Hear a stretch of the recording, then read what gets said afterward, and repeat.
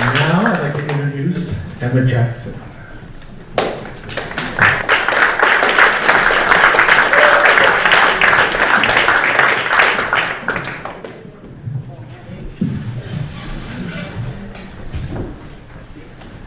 So, I've been asked many times, and particularly because of my age, whether I have any tattoos. And a lot of my friends do. I have nothing against them, but I've always responded to that with, I have enough scars with enough stories that I don't need any more. So this is a story about one of those scars. It's also a story about people, experiences, traveling, and human nature, but mainly it's a story that your parents never want to hear your 19-year-old daughter did in college. So I grew up in Vermont, rural Vermont. Sounds redundant, but I mean, I literally had cows in my backyard. Not that we were farmers. The locals were kind of lazy with their fences. But that small bubble that I grew up in, I enjoyed for about 18 years. And then between now coming to this bubble in Falmouth, I decided to go to Los Angeles for school. I got into a small private school, Occidental College, a little bit outside of downtown LA. And when I got there, oh man, I thought that place was a soulless city, and I hated it. The space, the place, the people, but it turned to grow on me for many reasons. So after a couple weeks in college, after meeting some friends, and in particular friends with cars, because if you're aware of Los Angeles, it's quite a necessity, but quite a big expense for my age in particular. It's like having a boat around here. If your friends have boats, you get all the fun and none of the headache. So, a couple more weeks in, we're getting a little bored. It's a Friday night, and we decide, heck, I don't know, like any underage kids with that proximity to the border would do, let's go to Tijuana. So we all hop in my buddy John's car and make our way down, leave at like 8:30 at night. Most I can really remember is a lot of bells, whistles, and forced tequila shots, and waking up in Old San Diego the next day and driving us all home. So after the success of that trip, I decided, why not plan another one? And I say plan loosely. But fall break was coming up, and my boyfriend from back home was coming to visit. That's a whole nother mistake that would take the whole night to explain. But I decide to book a resort in Rosarito. It's a little bit south of Tijuana, a little nicer, and I'm elated. I'm 19 years old, and it's the first vacation I've ever really been on by myself, and planned myself, and paid for myself. So the only cincher being, how do I get there? Because I clearly still don't have a car. So I talked to some of my friends, are you interested in going? Yeah, we'll come down for the night. You guys are staying the weekend, we'll party, it'll be a great time, have a lot of fun. So that's the plan. I get, he comes out, gets the plane tickets, everything, shows up that Friday night, and I'm like, you guys ready to go? Well, I don't know. We might not really be into it. We got some other things going on. I don't think we're gonna drive down there, so you guys are gonna have to find your own ride. Okay. So I suck it up and take some more money out of the budget, buy some train tickets, get on the Amtrak from LA to San Diego, trolley to a turnstile to a eye-closing, seat-gripping taxi ride from Tijuana to Rosarito. And we finally end up on the main drag. And we go up to Papa's and Beers. It's like the main bar that's in Rosarito. And who is sitting on the deck enjoying quite a few cocktails from the look of it, because they got there a lot earlier than us. 3 of my friends and 2 others. So I accept their excuses and apologies for why they clearly could not take us with them. And I said, you jerks owe us some shots and at least a couple margaritas. But we enjoy ourselves, tie off a few, and being a 19-year-old in college and having your boyfriend visit, it's time to go check into the hotel. So we leave. It's about 20 miles out of Rosarito, and by that point, our bladders are both pretty full. And I'll tell you, men in the audience, there is a time to let women go first, and this was one of them. I was being nice. He goes to the bathroom, and I don't even turn on the lights. I go straight out the door, onto the deck, and I'm floored. It's paradise. It's beautiful. It's more than I could have imagined it being, for especially what I paid for it. Tile inlaid pool, infinity style, straight up to the ocean. People just sitting there enjoying themselves.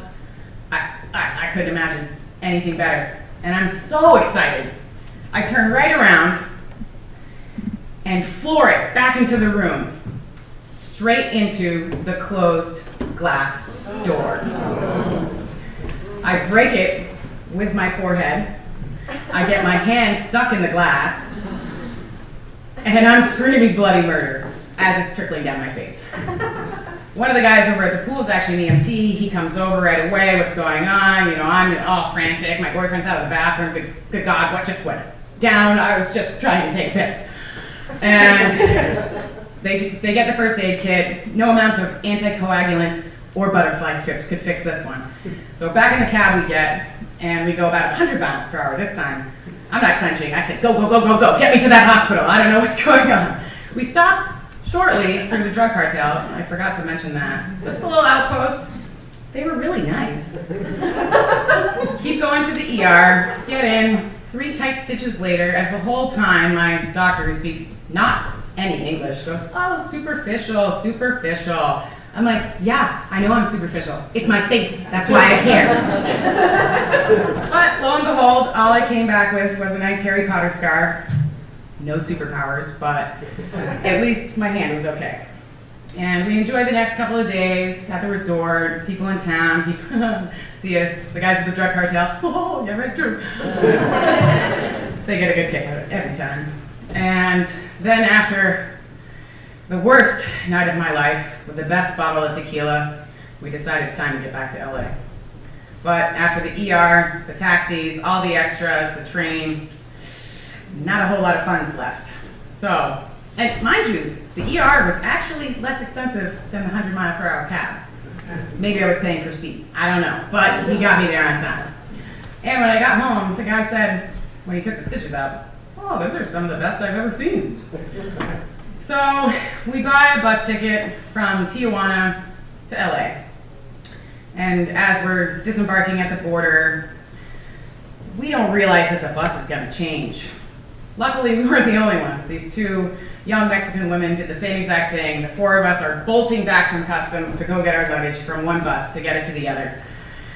So wretchedly hungover, I finally get on the bus to LA. Oh, thank goodness, I'm safe. We're going to get there, get to Union Station. I know how to get from Union Station to my college. I ride the buses there. The $5 I have left will get us there. Not the dead cell phone to call my friends or anything else.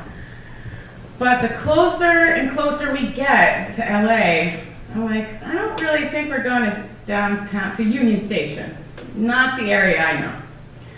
And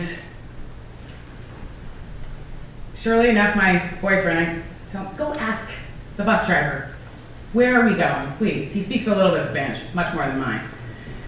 The bus driver neither answers in English nor Spanish, or at all.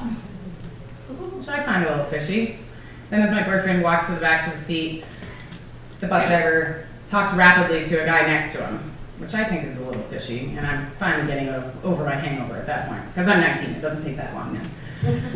And as we near the depths of downtown LA, I realize we're getting dropped off blocks from Skid Row at 7th and Wilshire, which this day and age, you can't find a $1,500 one-studio apartment in the gentrified area that it is. 13 years ago, 2 blue-collar 19-year-olds was not the place to be at midnight. So we get off the bus, and I'm more scared than I was in that Mexican hospital when I didn't know how bad my forehead was, because I have no idea how we're getting home. And the 2 girls that we bonded with, they got off the bus and got into a car with, I presume, their father. And they sit and wait. My boyfriend goes across the street with the gentleman from the bus to another guy in a car. He comes back, goes, oh, this guy's, he's a cabbie. He's going to take us back. And finally, all trip, I go with my gut. And I say, oh, no markings, no meter, no cab. The girls are still there. They've watched the whole thing go down. So I turn to them, and they don't speak any English. And I just plead "Where are you going?" They said, "Glendale." My school's in Eagle Rock. It's a stone throws away. I put my hands together and I asked, "Please, can you take us with you? We have no money, but we need help." So we get in the car and they drop us off right at the stairs at the entrance to my dorm.